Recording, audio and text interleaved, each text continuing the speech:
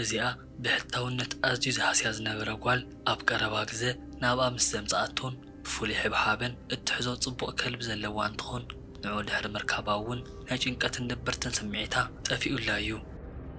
እዚ ከልቢ እውን ንዓኣ ብምዝንጋዕን ንዓኣ ዝነበሮ ፍትወት ኩሉ ግዜ ካብ ስርሓ ክትምለስ እንኮላ በቲ ዘርእያ ናይ ሓጎስ ፀወትኡ ይገልጸላ ነይሩ።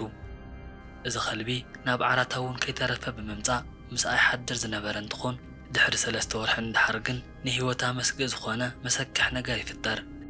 ነዚ ስዒቡ እዚኣ ንእስቲ ዝረኣየቶ ዓቐብ ቁልቁለት እቲ ዝኸፈለቶ መስዋእትነትን ናይ ክልተ ናይ በብመዓልቱ ዝነበረ ቅርበት እዝግዮ ዘበለን ጉድ ተባሂሉ ክሓልፍን ገይሩ እዩ።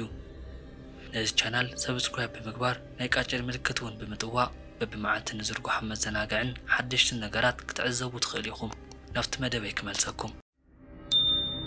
ብስራሕ ምክንያት ናብ ሓድሽ ከተማ ተቐየረት እዚኣ ማግድ ተባህለት መንእሰይ ኣብዚ ሕጂ ዘላትሉ ቦታ ጠሚሩ ዝሓዛን ብሕታውነትን ነዚ ምስሊ ቻው ጠባያ ክትኣልዮ ስለ ዝደለየት ላዕልን ታሕትን እናሓሰበት ትጸንሕ እሞ ኣብ ቀረባኣ ናብ ዝነበረ ናይ እንስሳ መሸጢ ብምኻድ ተፈላለዩ ዓይነት ኣኻልብ ዝራወሕሉ ቦታ ምስ ረኣየት ካብዚኣቶም መንጎ ምስ ሓደ ናይ ምቅርራብ ካብ ዝነበራ ድሌት ኣዝዩ ወሲኹ እዩ።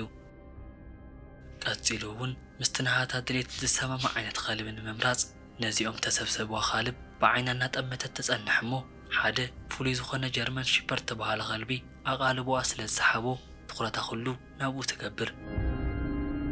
ኣዒንቱ ጎሊሆም ዝረኣዩን ልስሉስ ዝኾነ ናይ ኣካሉ ጨጉርን ብጸሊምን ወርቃዊ ቀለም ሕብሪ ተሸፈነ እንትኾን ኣዒንቱ ናይ የዋህነት መግለፂ ዝኾኑን ቀፂሉ እውን ተፃዋቲ ዝኾነ ዝኸልቢ መፀውዒ ስሙ ብራድ ዝበሃል።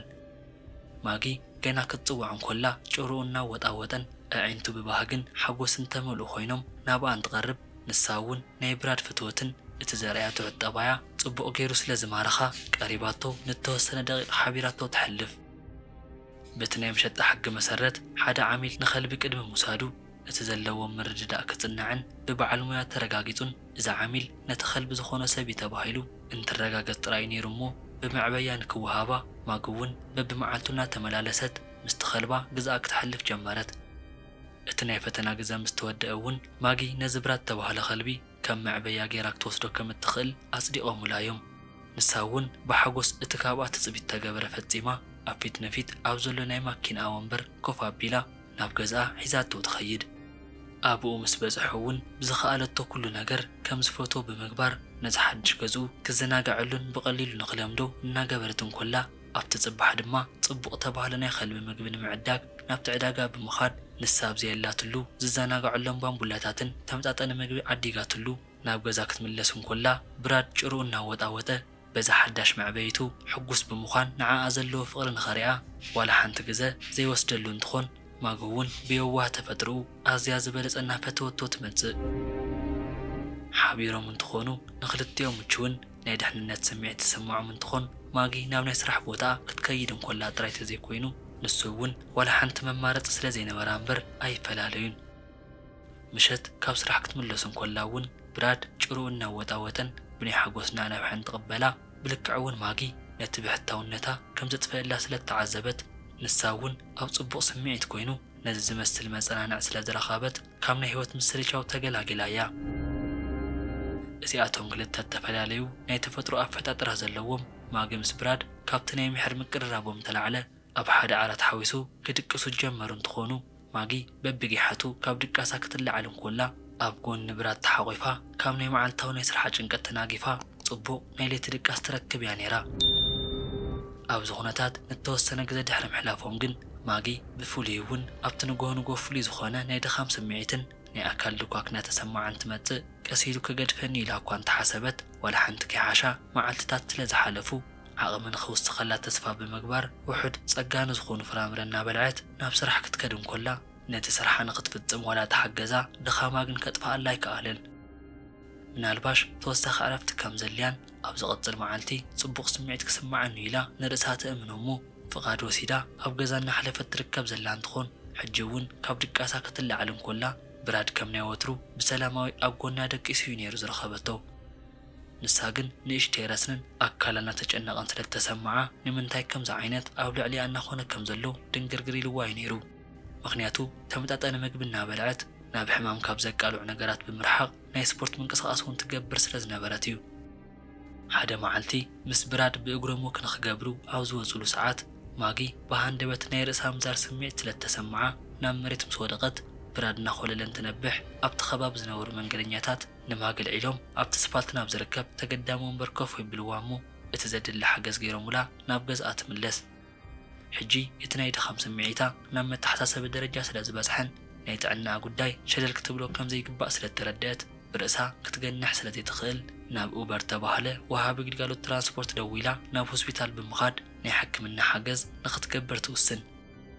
እዚ ሓኪም ነቶም ምልክታት ብጽሞና ድሕሪ ምድማጽ ኣብ ሓሳብ ትጸንሕ እሞ ቀጺሉ እውን ጥቡቕ ዝኾነ ምርመራ ንምግባር ናብ ናይ ላቦራቶሪ ክፍሊ ሒዛታ ትኸይድ ኣብኡ እውን ነቲ ተሓተተቶ ነገር ድሕሪ መሃባ ህጹጽ መፍትሒ ንምርካብ ብምሕሳብ ሓንጎላ ብጭንቀት እናሓሰበት ኮፍ ኢላ ነቲ ውጽኢት ክትጽበ ጀመረት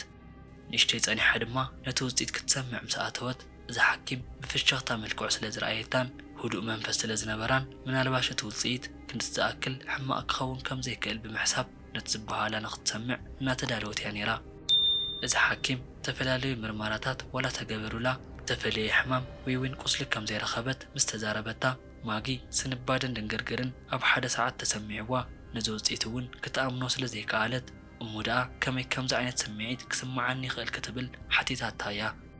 ድንግርግር ከም ዝበላት ተረድአት እዚኣ ሓኪም ፍሽኽ ኢላ ንሒደት መዓልቲ ዕረፍቲ ወሲዳ ምንም ከይተጨነቐት ኣብ ሕወት ጥራይ ኣቓልቦ ንኽትገብር ትዛረባ ማጊ ካብ ናይ ሓኪም ቢሮ ንኽትወፅእ እናተዳለወት እንኮላ ሃንደበት ምስቲ ኸልቢ ዘለዎ ቅርበት ትዝ ይብላ እሞ በብመዓልቱ ብራድ ኣብ ጎና ኮይኑ ይድቅስ ከም ዝነበረ ነቲ ሓኪም ምዝራብ ንእሽተይ ዘይልሙድ ስምዒት ኮይኑ ዋላ ተተሰምዓ ምዝራብ ግን ጠቓሚ ኮይኑ ስለተረኣያ ብዛዕባ ኩሉ ነገር ነዛ ሓኪም ትገልጻላ እዚ ሓኪም እውን ነቲ ተዛረበታ ብጽሞና ኣዳሚፃ ማጊ ዘጓነፋ ጸገም ብራድ ኣብ ጎና ካብ ዝድቅሳት ሒዙ ዝጀመረ ስምዒት ስለ ዝኾነ እቲ ኸልቢ ክህልዎ ዝኽእል ናይ ኣለርጂ ሕማም ንናይ ማጊ ሕማም መልዓሊ ክኸውን ከም ዝኽእል መእመኒ ኮይኑ ትረኽቦ ምስቲ ኸልቢ ዘለዎ ቅርበት እናግረመላ ንዕኡ ዝኸውን ሓደ መድሓኒት ጽሒፋ ንኽትወስዶ ትእዛዝ ትህባ ንሳ እውን እቲ መድሓኒት ነዚ ዝበፅሓ ናይ ጥዕና ምዝባዕ መፍትሒ ከም ዘምጻላ ተስፋ ዋላ ተገበረት እዚ ሓኪም ዝሃበታ ማዕዳ ምስ ትገብር ግን ምስ ብራድ ንዝህልዋ ርክብ እናተሓሳሰባ ነቲ ሆስፒታል ገዲፋቶ ትወፅእ ነቲ ጥዕና ክትብል ካብቲ ትፈትዎ ኸልባን መሓዛን ሓቢርካ ዘይምድቃስ ክንደቲ ቀሊል እኳ ተዘይኮነላ ናይቲ ሓኪም ማዕዳ ክትፍጽም ክትብል ተፈልየ መደቀስን ክዳድን ኣዳልያ እያ ነቲ ስጉምቲ ምስ ወሰደቶ ኣብ ሒደት መዓልቲ ውሽጢ ኣብ ጥዕና ብመጠኑ መምሕያሽ ዘርእየት እንትኾን ሕጂ ከምቲ ናይ ቀደም ምሉእ ጥዕና ክስምዓ ጀሚሩ እዩ ሕጂ ምስቲ ኸልባ ዝነበራ ርክብ ንዕኡ ክትቅልብ ክትከይድ እንኮላ ጥራይ ምዃኑ ወላ ትሕዘና ነቲ ዝረኸበቶ ውጽኢት ክትርኢ እንኮላ ግን እታ ሓኪም ከም ዝበለታ ናይ ኸልባ ኣላርጂ ተታሒዛ ከም ዝነበረት ዝኣመነት እንትኾን ወላ እኳ ንኸልባ ጽቡቕ ዝኾነ ፍትወት እንተነበራ ንጥዕና ክትብል ስለ ዝረሓቐቶ ወላ ሓንቲ ዘይተረድኡ ኸልባ ክሪኦ እንከሎ ኣቐዲሙ ምስኣ ንኽትፃወት እንትሓስብ ንሳ ትሚላ ትሓልፎ ናይ ጥፋእተኛ ስምዒት ክስምዓ ኣይከኣለን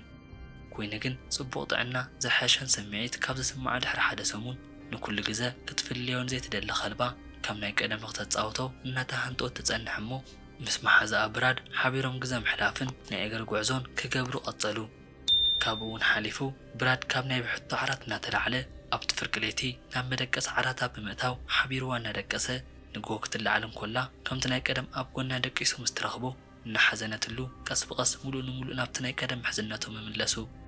ነቶም ተዋህብዋ መድሓኒት ወዲኣ ምስኣ ንኽድቅስ ካብ ተፍቅደሉ ድሕሪ መዓልትታት ግን ናይ ረስንን ናይ ድኻምን ስምዒታ መሊሱ ከም ዝጀመራ ተስተውዕል እሞ እቲ ኩነታት ስለተመልሰ ሓዘንን ከቢድ ቁጣዕን ይስምዓ ካብኡ ሓሊፉ እውን ግን ካልእ መሰንበዲ ዝረኣየቶ ነገር ዘሎ እንትኾን እዚ እውን ብራድ ክጓዓዝ እንከሎ ካብ ካልእ መዓልቲ ብተፈለየ ብድሕሪቱ ደልወስ እናበለን ናለዘይን ምስ ረኣየቶ ኮይኑ እውን ኣጥቢቓ ምስ ትዕዘቦ ዝኾነ ዝሓበጠ ነገር ምስ ረኸበትሉ ኣዝያ ትስንብድ እዚ እውን ተወሳኺ ጭንቀት ዝፈጠረላ እንትኾን ሕጂ ንሳትኹን ብራድ ኣብ ሕማም ዘለዎ ዋላ እንትኾኑ ማገ ግን ንብራድ ኣቐዲማ ንክትህቦ ብምውሳን ሜሪና ብተባህለት ናይ እንስሳት ሓኪም ብምድዋል ነቲ ኩነታት ተረድኣ እዚኣ በዓል ሞያ እውን መፂኣ ንብራድ ምስ ተዓዘበቶ ደስ ኢልዋን ናተሓጎሰትን ዋላ ተጸንሐት ኣብቲ ድሓር ኣብ መንጎ እጋሩ ሕበጥ ከም ዘለዎ ምስ ረኣየት ገጻ ናብ ሓዘን ተቐይሮ ማጊ ብራድ እንታይ ዓይነት ናይ ጥዕና ጸገም ኣለዎ ብምባል ኣጻዲፋ ሕቶ ተሓታ እቶም ምልክታት ኢሉ እውን እቲ ሕበጥ ኣብ ዘለዎ ኸባቢ ኣብ እንስሳት ውሽጢ ናይ መራብሒ ኣካሎም ዝሃሲ ናይ ዞነቲክ ሕማም ከስዕበሉ ከም ዝኽእል ምስ ገለጸትላ እርግጠኛ ንምዃን ግን ናብ ናይ እንስሳት ጥዕና ማእኸል ክትከይድ ከም ዘለዋ ተዛሪባታ እያ ዘይትፈልጦ ዞኖቲክ ዝብል ሕማም ስም ምህላው ንማጊ ኣስተናቢድዋ እዩ እዚ ሕማም ድማ እንታይ ማለት እዩ ክትብል ሓቲታታ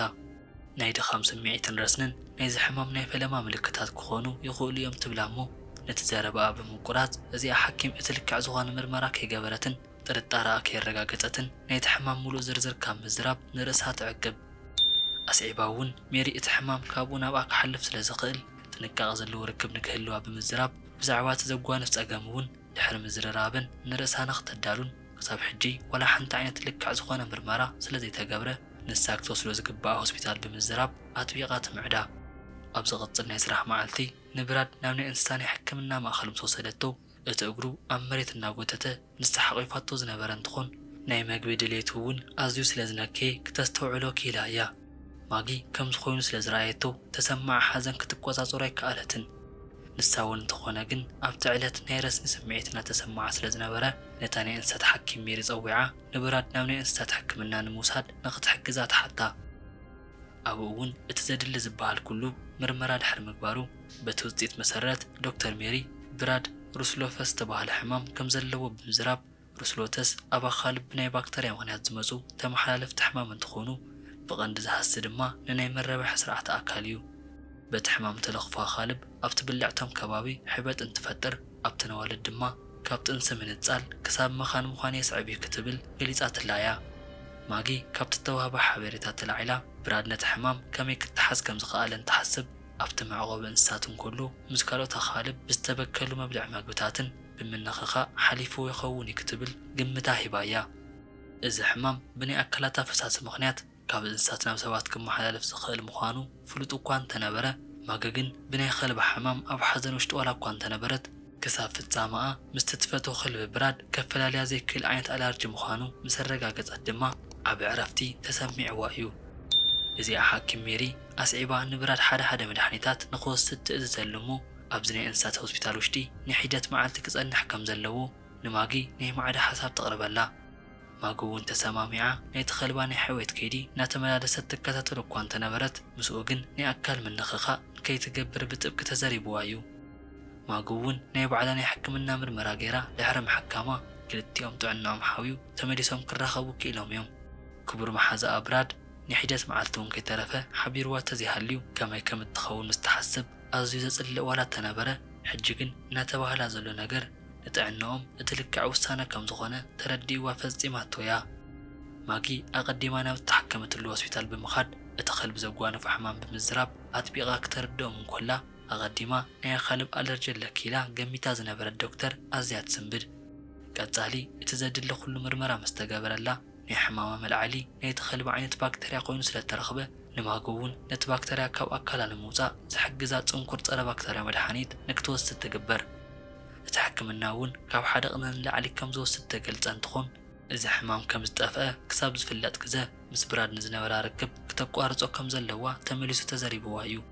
ብራድ እውን እንተኾነ ነዚ ሉስሎተስ ተባህለ ሕማሙ ብዝግባእ ተዘይተሓኪሙ ናብ ከቢድ ሳዕቤን ከም ርሖ ዝኽእል እንትኾን እቲ ዘምፅኦ ሳዕቤን ከም ናይ ክሳድ ጅማት ምቑላፍ ናይ ሓንጎልን ናይ ልብን ናይ ዓጽሚ ሕበጥ ተወሳኺ እውን እቲ ሕማም ከም ምስልቻው ዓይነት ጠባይ ዘምፅእን ንህይወቱን ከይተረፈ መስጊ እዩ ዝብል ተገሊጹ እዩ ማጊ ናብ ገዝኣ ብምኻድ ካብ ብራድ ዝመፀ ፈሳሲ ክነብር ስለ ዝኽእል ናይ ዓራታ ኮብረሌቶን ኮቦርታን ብምቕያር ነቶም መድሓኒታት ጀመረቶም እንትኾኑ ነዚ ስዒቡ እውን ብቕልጡፍና ሓወት ምስ መፀት ንርእሳ እውን ክትግረም ገይርዋ እዩ ድሕሪ ናይ ሰሙን ሕክምና ንድሓር ዶክተር ሜሪ ናብ ማጊ ብምድዋል ብራድ ብግቡእ ከም ዝሓወየን ካብ ሆስፒታል ክወፅእ ከም ዝኽእል ምስ ተዘረባ ንሱ ኣብ ዘይነበረሉ ግዜ ኩሉ ብጭንቂ ትሕልፍ ስለ ዝነበረት እቲ ሓጎሳ መጠን ኣይነበሮን ንሓደ ሰሙን ተፈላለዮም ኣዝዮም ተነፋፊቖም ዝነበሩ እዚኣቶም መሓዙት ኣብቲ ሆስፒታል ውሽጢ ምስ ተራኸቡ ማጊ ብሓጎስ ንባዓት ክትበክን ብራድ እውን ልክዕ ምስ ረኣያ ጭሩኡ እናወጣወጠ ሕጉስ ኮይኑ እናነብሐን ተሓቑፋ ናይቲ ሆስፒታል ሰራሕተኛታት እውን ሓዊሱ ኣብ ቅድሚ ሕጂ ካብ ዝተዋዕልዎ ናይ ኸልብን በዓል ዋና ንርክብ ልቦም ተተንኪፉ ብጣዕሚ ተገሪሞምን ተደኒቖምን እዮም ካብዚ እንድሓር እውን ናብ ገዛ ምስ ከዱ ካብ ሕጂ ንድሓር ማጊ ምስ ብራድ ንዝህልዋ ናይ ኣካል ምንኽኻ ዘተሓሳስብ ስለ ዘይነበረ ኣዝያ ሕጉስቲ እያ ነይራ እሞ ደኣ እዚኣቶም ክልተ ተፈላለዩ ፍጡራት ነቲ ናይ ቅርበት ምሕዝነቶም ከፈላለዩ ሓሲቡ ዝነበረ ሕማም ብዓወት ዛዚሞም ተመሊሶም ብሓደ ክነብሩ ቀጢሎም እዮም ብዛዕባ ዛንታ እንታይ ሓሳብ ኣለኩም ኣብ ናይ ሓሳብ መውሃብ ቦታ ግደፍለይ ናብ ቻናል ሓደሽ ዝኾንኩም ሰብስክራይብ ብምግባር ቤተሰብ ኩኑ ላይክን ሸርን ድማ ኣይትረስዑ ክብል ፈቱ